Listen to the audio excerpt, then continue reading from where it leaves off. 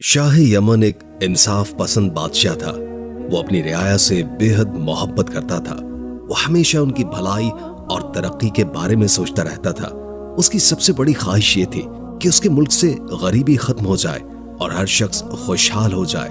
इसीलिए वो रोजाना दरबार में बेरोजगार अफराद को बुलाकर उनकी मदद किया करता और उन्हें रोजगार फराहम करता था। शाह यमन की मोहब्बत और सखावत को देखकर लोग उसे खुदा दोस्त के लक़ब से पुकारने लगे थे। एक दिन वो दरबार में बैठा था कि बेरोजगार अफराद की कतार आकर खड़ी हो गई। बादशाह जब सबकी मदद कर चुका तो उसने एक फकीर से पूछा, तुम क्या चाहते हो, नौकरी या कारोबार के लिए रकम? फकीर ने जवाब दिया, ऐ बादशाह, अल्लाह तुझे तरक्की दे और तेरी उम्र को दराज करे। मैं हमेशा भीख मांग कर जिंदगी गुजर बसर करता हूँ। अब मुझसे नौकरी क्या होगी, कारोबार भी नहीं कर सकूंगा, इसलिए मुझे रकम की कोई जरूरत नहीं है। शाह यमन ने कहा, फिर यहां आने का मकसद क्या है, बयान करो। फकीर ने कहा, ऐ नेक दिल और गरीब परवर बादशाह, अगर तू मुझे 3 दिन के लिए बादशाहत देते तो फिर मेरा कोई सवाल नहीं होगा।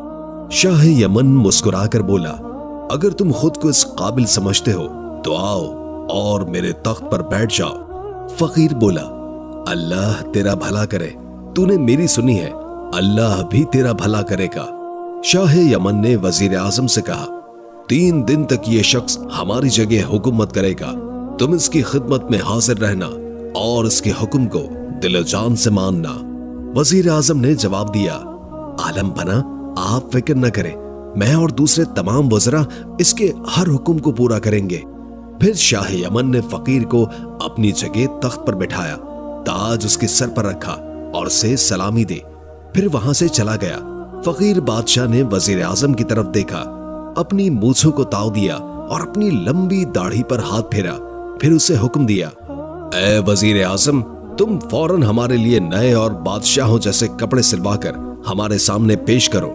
वजीर आजम ने कहा, बहुत बेहतर है बादशाह सलामत, मैं अभी दर्जी को पैगाम पहुंचा देता हूं। ये कहकर वो दरवाजे की तरफ कदम बढ़ाने लगा, लेकिन अभी 2-4 कदम ही चला था कि फकीर बादशाह ने आवाज दी, ऐ वजीर आजम, हम बहुत भूखे हैं, पहले खाना तैयार करने के लिए कह दो। वजीर आजम ने जवाब दिया, बादशाह सलामत, खाना तैयार है, मगर दस्तूर के मुताबिक दरबार बर्खास्त होने से पहले खाना दस्तरखान पर नहीं रखा जाएगा। फकीर बादशाह ने तेवरी चढ़ाते हुए कहा, दरबार को बर्खास्त करने के लिए क्या हाथी और घोड़ों की जरूरत है? बस कह दो कि अब सब लोग अपने अपने घरों को जाएं और आराम करें। दरबारी उसकी बात सुनकर उठ खड़े हुए और आपस में कहने लगे, अजब आदमी है, ना बात करने की तहजीब है और ना ही कोई सलीका। बैठ गया बादशाह बनकर। चुनाचे दरबारी उठकर चले गए और वजीर आजम फकीर बादशाह को अपने साथ खाने के कमरे में ले आया, जहां दस्तरखान पर किस्म किस्म के खाने सलीके से रखे हुए थे। फकीर उन्हें देखकर बेचैन हो गया, फौरन अपना कंबल उतारकर एक तरफ फेंका और तेजी से बैठ गया। वजीर आजम ने कहा, हजरत, हाथ तो धो लीजिए। फकीर ने तिरछी निगाहों से देखते हुए कहा, अजब बदतमीज हो, ये भी नहीं मालूम कि बादशाह लोग कभी हाथ नहीं धोते, उनके हाथ हमेशा पाक और साफ होते हैं। वजीर आजम ने कहा, मुआफ कीजिएगा, आप बिस्मिल्लाह कीजिए। वो हर चीज को बड़ी दिक्कत से देख रहा था और हर प्लेट से एक एक लुकमा खा रहा था। वजीर दिल में सोच रहा था कि इसने कभी ऐसे खाने नहीं देखे होंगे। आज ये चीजें देखकर ये कितना बेचैन हो रहा है, चाहता है कि ये सब चीजें फौरन हजम हो जाएं। आखिरकार उसने खूब दिल लगाकर खाना खाया, लेकिन फिर भी खाना बचा हुआ था। उसने वजीर आजम से कहा, ऐ वजीर, इस खाने को कहीं छुपा कर रख दो, हम शाम को खाएंगे, लेकिन एहतियात रखना, किसी को देखने न दो। वजीर ने कहा, बादशाह सलामत, शाम की फिक्र न करें, आपको ताजा खाना मिलेगा। फकीर बादशाह ने कहा, कैसा बेवकूफ है, अगर शाम का खाना हमें पसंद ना आया तो हम यही खा लेंगे। वजीर ने कहा, आप इस वक्त फकीर नहीं बादशाह हैं, आपके लिए लजीज खाने ही तैयार किए जाएंगे, लिहाजा इस खाने की फिक्र न करें। फकीर बादशाह ने अपनी कमीज से हाथ लगाकर एक जोरदार डकार ली और कहा, चल ठीक है, अब इसे उठवा लो। उसी वक्त खिदमतगारों ने तमाम प्लेटें उठा ली और वहां से चल पड़े। फकीर बादशाह ने एक और डकार ली और फिर कहा, अबे शाही टुकड़े की प्लेट इधर ला दो। खिदमतगार ने प्लेट सामने रख दी और वो जल्दी से खा गया। यूं 3 दिन तक उसने हुकूमत करने के बजाय ऐश व आराम की जिंदगी गुजारी। सारा दिन खाता और नरम बिस्तर पर लेटा रहता, गाना सुनता और नाच देखता। थोड़ी देर के बाद कपड़े बदलता और खिदमतगारों को गालियां देता। वजीर और बाकी सभी परेशान हो गए। अल्लाह का शुक्र है, चौथे दिन इस बदतमीज से निजात मिल जाएगी। शाह ने दरबार में आकर फकीर बादशाह से कहा, अब आप तख्तो ताज छोड़ दीजिए, क्योंकि 3 दिन मुकम्मल हो चुके हैं। फकीर बादशाह ने मुस्कुराकर कहा, हमने 3 दिन की बादशाहत में ये जान लिया है कि जो हुकूमत में है वो फकीरी में नहीं।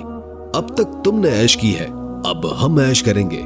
इसके बाद फकीर बादशाह ने हुक्म दिया कि शाही लिबास उतारकर खद्दर के कपड़े पहन लो और अपनी बीवी बच्चों का हाथ पकड़कर हमारे महल से निकल जाओ, और अगर तुमने गर्दन मोड़ी तो मैं तुम्हारी आंखें निकालकर चीलों को खिला दूंगा। वजीर और दरबारी शाही यमन की तरफ देख रहे थे कि वो क्या हुक्म देता है। जल्लाद तलवार के साथ खड़ा था, लेकिन शाही यमन ने फकीर बादशाह को जवाब दिया, हुकूमत तुम्हें मुबारक हो, मैं अपने बीवी बच्चों के साथ महल से निकल जाऊंगा। फकीर बादशाह ने कहा, महल से नहीं, शहर से भी निकल जाओ। वजीर ने कहा, जहां पना ऐसा ना कीजिए, मुल्क तबाह हो जाएगा। शाह यमन ने कहा, अल्लाह को यही मंजूर है, अब मुझे हुकूमत नहीं चाहिए। तुम सब लोग नेक नियति के साथ अपने फराइज अदा करो, मुश्किल आसान हो जाएगी। ये कहकर वो महल से निकल गया और अपनी बीवी और बच्चों से कहा कि वो अपने शाही कपड़े उतारकर खद्दर के कपड़े पहन ले, क्योंकि अब वो बादशाह नहीं है, अब हमें कहीं और जाकर रहना होगा। बच्चे खामोश थे, बीवी हैरान थी, लेकिन उन्होंने एक लफ्ज भी न कहा और कपड़े बदलकर उसके साथ हो गए। शाह यमन के 2 बच्चे थे, नसीब और शमीम। नसीब 2 साल का था और शमीम 7 साल का था। दोनों बच्चे हाथ पकड़े हुए थे और मलका आलमारा के साथ महल से निकलकर जंगल की जानिब चल पड़े। बच्चे चलते चलते थक जाते तो उनको कांधों पर बैठा लेता, आलमारा थक जाती तो दरख्त के नीचे आराम करती। यूं चलते चलते वो 1 हफ्ते के बाद एक छोटे से शहर में पहुंचे। आलमारा ने कहा, हमें इस शहर में ठहरना चाहिए, किसी सराय में कमरा किराए पर ले ले ताकि छुपने के लिए जगह मिले, उसके बाद आप मेहनत करके कुछ पैसे कमाइए। शाह यमन को यह तजवीज बेहद पसंद आई। दूसरे दिन शहर के बाहर एक ताजिर का काफला आ पहुंचा। ताजिर ने शाह यमन से मुलाकात की और कहा कि वो अपनी बीवी को उसके साथ भेज दे ताकि वो बच्चा पैदा होने वाली बीवी की मदद कर सके। शाह यमन ने अपनी बीवी को उसके साथ भेज दिया। कुछ दूर जाकर ताजिर ने बीवी को घोड़े पर बिठाया और तेज रफ्तारी से काफले की तरफ रवाना हुआ। बीवी ने एहतजाज किया, लेकिन ताजिर ने उसकी एक नहीं सुनी। शाह यमन बीवी के उसके साथ जाने पर परेशान हो गया और फौरन दोनों बच्चों को लेकर ताजिर के पीछे रवाना हुआ। वो ताजिर के काफले तक पहुंचा और एक राहगीर से पूछा तो उसने बताया कि वो ताजिर बहुत दूर जा चुका है। शाह यमन तेज कदमों से उसका पीछा करता रहा। दूसरी जानिब हुकूमत का सारा काम वजीर संभाल रहे थे, ताहम वो खामोश रहता था क्योंकि वो हुकूमत से जुड़ा हुआ था और अगर उसे अलग कर दिया गया तो उसे कुछ नहीं बचता। फकीर हमेशा से भीख मांगकर गुजर बसर करता आया था और दूसरों का झूठा खाकर जिंदगी गुजार चुका था। अब जबकि महल में लजीज और नफीस खाने मिलने लगे थे, उसका मिजाज बदल चुका था और वो हर शख्स को हकीर और जलील समझने लगा। शाह यमन गरीबों और बेरोजगारों की मदद करता था, लेकिन फकीर बादशाह ने कभी किसी की कोई भी मदद नहीं की और अगर कोई जरूरतमंद दरबार में आता और कुछ सवाल करता तो उसे बुरा भला कहकर भगा दिया जाता। रियाया दिन रात शाह यमन के लिए दुआ करती कि वो सेहतमंद रहे और जल्द आकर वापस हुकूमत संभाले। दूसरे ममालिक के बादशाहों को यकीन था कि शाह यमन एक फकीर को हुकूमत देकर हमेशा के लिए नहीं बैठ सकता, वो जल्द वापस आकर उसको तख्त से हटा देगा। इस यकीन की वजह से किसी ने यमन पर हमला करने का इरादा नहीं किया, क्योंकि उनका ख्याल था कि फकीर बादशाह पर फतह पाना उनके लिए कोई भी मुश्किल नहीं होगा। इस सूरत हाल में जब वजीर, दरबारी और शाही मुलाजमीन के साथ साथ रियाया भी उसके खिलाफ थे, फकीर बादशाह अपनी आसाइशों में मसरूफ था और इन बातों से बिल्कुल बेखबर था। एक दिन शाह यमन चलते चलते एक शहर में पहुंचा जहां हजारों लोग जमा थे। शाह यमन ने उनमें से एक शख्स से पूछा कि आप सब यहाँ क्यों जमा हैं? उसने जवाब दिया कि 2 दिन पहले हमारे बादशाह का इंतकाल हो गया था और रिवायत के मुताबिक आज वो तमाम लोग जमा हैं जो बादशाह बनने की ख्वाहिश रखते हैं। एक बास को आजाद किया गया है और बास जिसके भी सर पर बैठेगा वो बादशाह बन जाएगा। शाह यमन ने पूछा, क्या मरहूम बादशाह की कोई औलाद नहीं है? उस शख्स ने जवाब दिया कि औलाद तो है, लेकिन हमारे मुल्क में बादशाहत किसी खास खानदान के हिस्से में नहीं आती। ये सुनकर शाह यमन तमाशा देखने के लिए खड़ा हो गया। अल्लाह की कुदरत के पास नीचे उतरा और उसके सर पर बैठ गया। शाह यमन बहुत हैरान हुआ और बास को सर से हटाने की बहुत कोशिश की, लेकिन लोगों ने उसे घेर लिया और मुबारकबाद देने लगे। शाह यमन ने कहा, भाइयों, मैं बादशाह नहीं बनना चाहता हूँ। लोगों ने एक आवाज में कहा, अब तुम्हें बादशाह बनना पड़ेगा, ये खुदा का हुक्म है। फिर वो सब उसे पकड़कर ले गए और शहर में उसके गले में फूलों के हार डाले और फिर उसे सफेद घोड़े पर बिठाकर हर गली, हर कूचे और बाजार से उसका जुलूस निकाला। बाद में वजीर, अमीर और दरबारी उसे इज्जत के साथ महल में ले गए और उसे नहलाकर नया लिबास पहनाया गया और लजीज खाने पेश किए गए। उसी शाम को उसे तख्त पर बिठाकर ताजपोशी की रस्म अदा की गई। शाह यमन को हुकूमत चलाने के तरीके पहले ही मालूम थे, इसलिए उसने पहले ही दिन से सब काम बखूबी संभाल लिया। इस बात पर तमाम वजीरों को हैरानी और खुशी दोनों हुई। शाह यमन ने मुल्क के इंतजामात बहुत बेहतर किए और रियाया को पहले से कहीं ज्यादा खुशहाल बना दिया। दूसरे ममालिक से तिजारत शुरू हुई और रवाबित कायम हुए।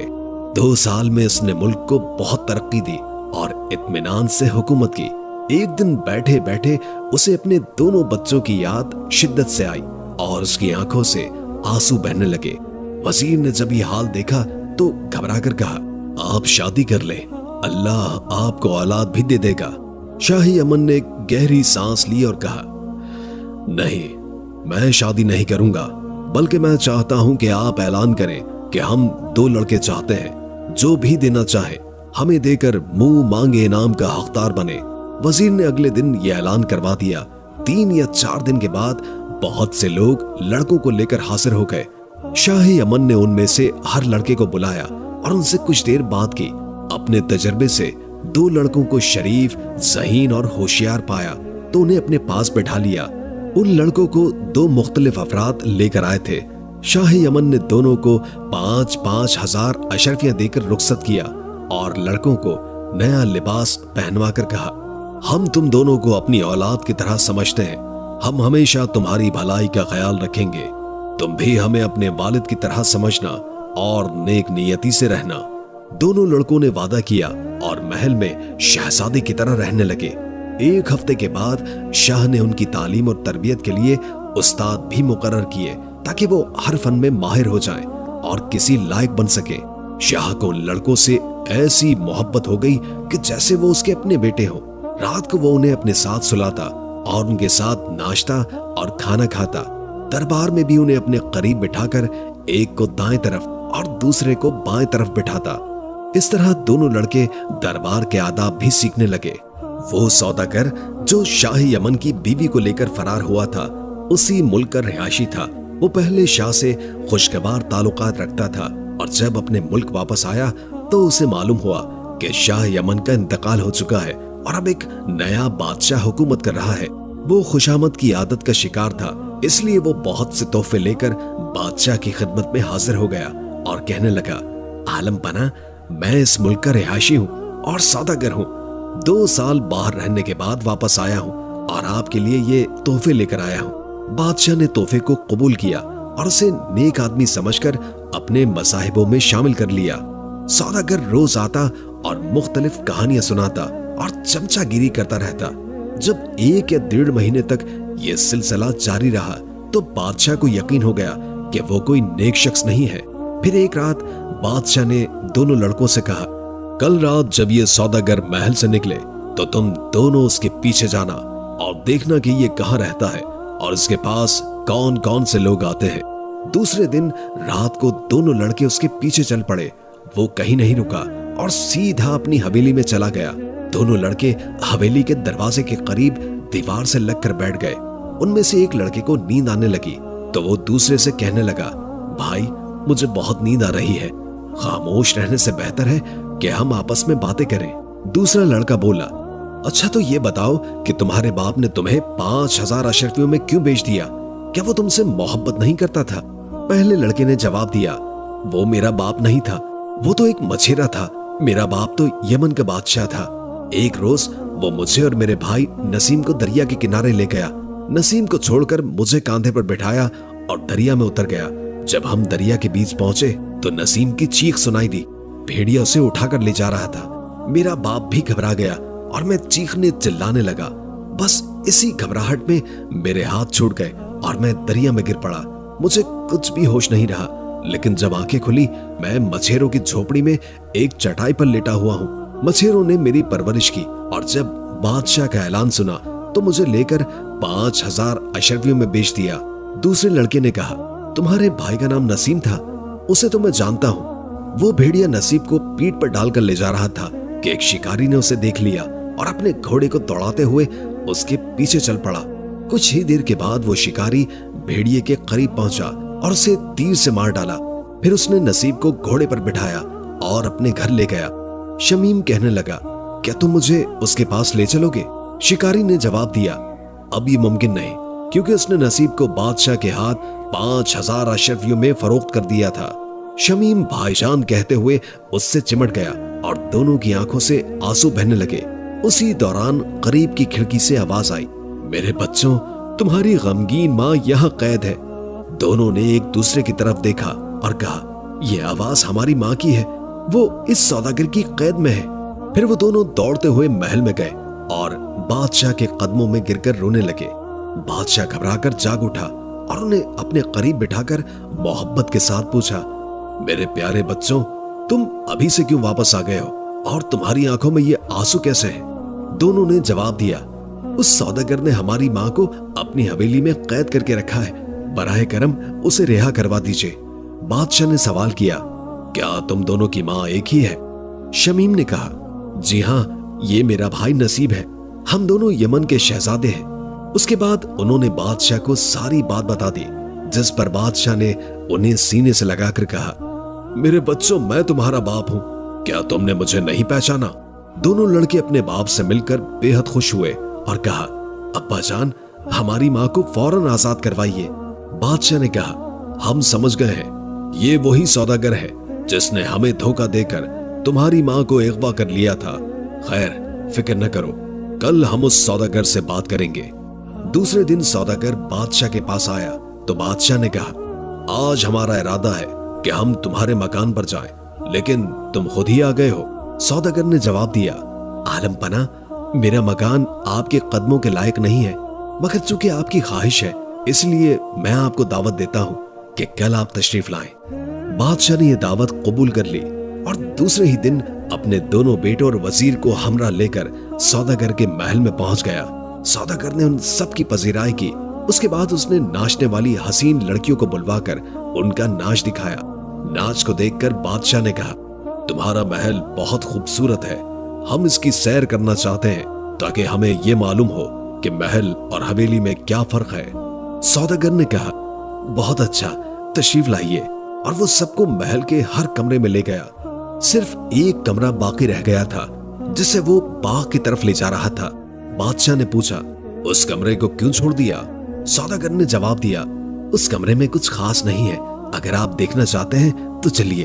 फिर वो सबको लेकर उस कमरे में गया जहां एक बुत खड़ा था और उस पर पर्दा पड़ा था।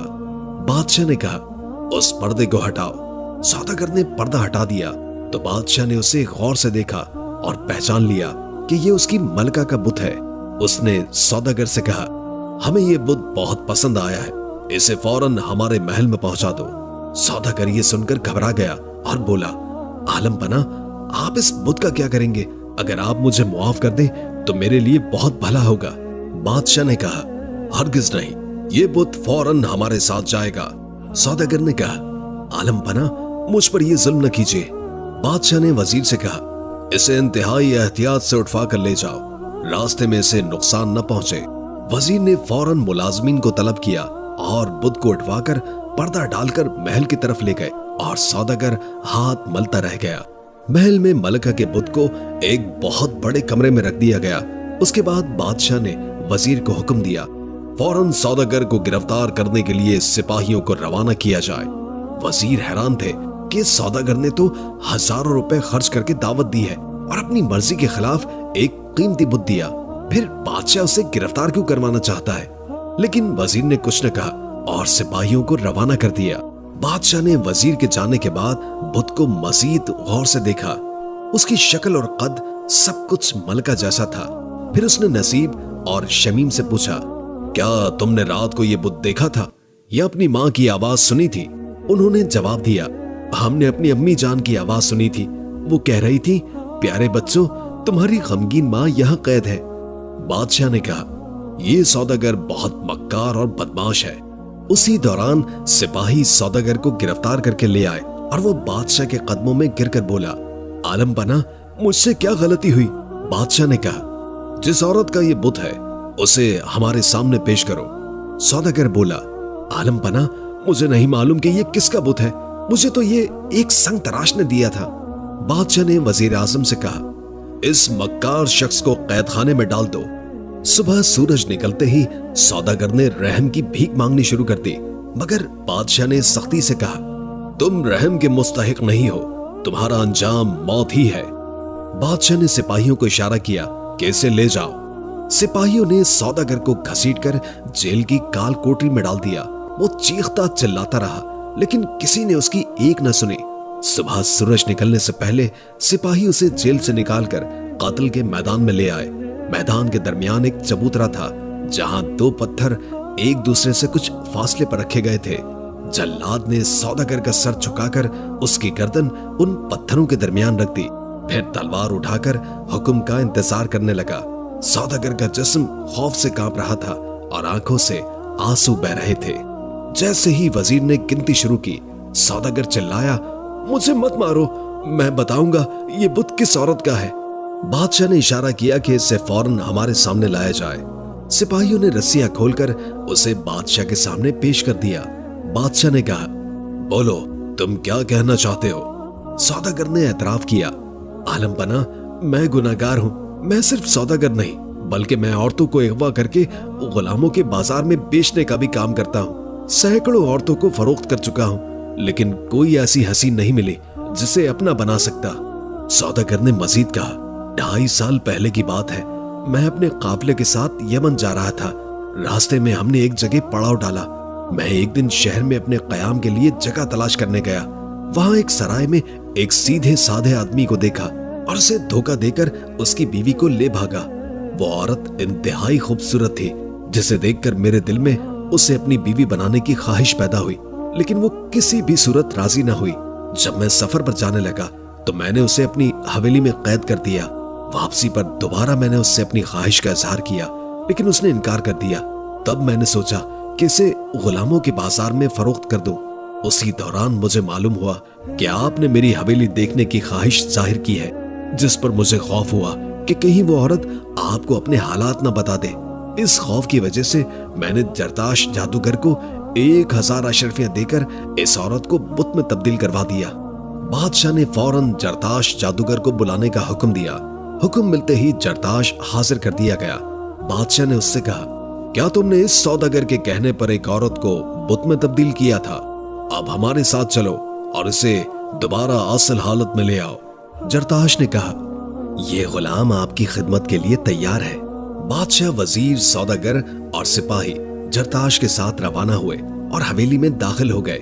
जरताश ने बुत के गले में बंधा धागा काटा और उसे आग में जलाया और कुछ मंत्र पढ़कर 3 बार बुत पर फूंका। उसके बाद वो औरत फौरन अपनी असल हालत में वापस आ गई। बादशाह को देखकर वो मुस्कुराई और बादशाह ने भी मुस्कुराते हुए शमीम और नसीम को आगे बढ़ने का इशारा दिया, जो फौरन उस औरत से लिपट गए। बादशाह ने हुक्म दिया, सौदागर और जरताश जादूगर को हमेशा के लिए मुल्क से निकाल दिया जाए। ऐसे खतरनाक लोगों का यहाँ रहना मुनासिब नहीं। यूं दोनों को मुल्क बदर कर दिया गया और बादशाह अपनी बिछड़ी हुई खुशियों के साथ दोबारा मुत्तहिद हो गया। ये कहानी एक बादशाह और उसकी जिंदगी के हालात के गिर्द घूमती है